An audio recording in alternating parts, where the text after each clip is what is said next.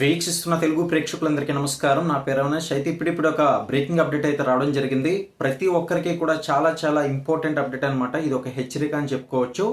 జనాభా లెక్కలకు సంబంధించిన వివరాలు అనమాట.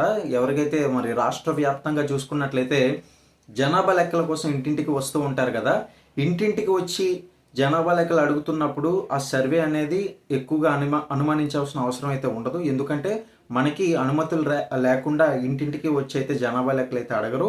ఖచ్చితంగా మీ దగ్గరలో ఉండే సచివాలయానికి వెళ్ళినా కూడా మీకు అఫీషియల్గా ఈ యొక్క జనాభా లెక్కలు అనేది జరుగుతుందా లేదా అని తెలుసుకున్నా కూడా సరిపోతుంది. ఖచ్చితంగా ఇంటికి వచ్చిన వాళ్ళకి మీరు ఎక్కువగా అనుమానించాల్సిన అవసరం అయితే లేదు. కానీ ఇప్పుడు జనాభా లెక్కలు చెప్పొద్దంటూ మోసాలు అయితే జరుగుతున్నాయని, ఎట్టి పరిస్థితుల్లోనూ మీ మొబైల్కి సంబంధించిన వివరాలు అయితే చెప్పొద్దని మరి సైబర్ నేరగాలు ఎక్కువ మంది అయితే ఇటువంటి ప్లానింగ్తో ఉన్నారని చెప్పేసి మనకి రాష్ట్ర వ్యాప్తంగా ప్రభుత్వం అయితే హెచ్చరిస్తుంది.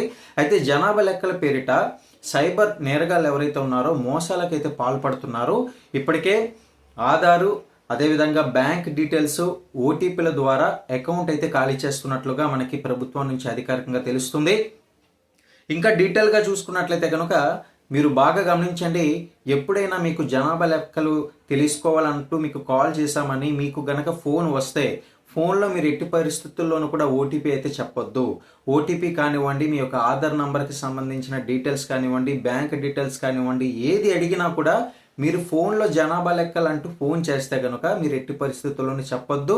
అదేవిధంగా కాల్స్ చేసి మోసాలకైతే పాల్పడుతున్నారని మాత్రం మనం గుర్తుంచుకోవాలి. ఇది ఒక హెచ్చరిక అని చెప్పి ఇప్పుడు ఒక బ్రేకింగ్ అప్డేట్ అయితే రావడం జరిగింది.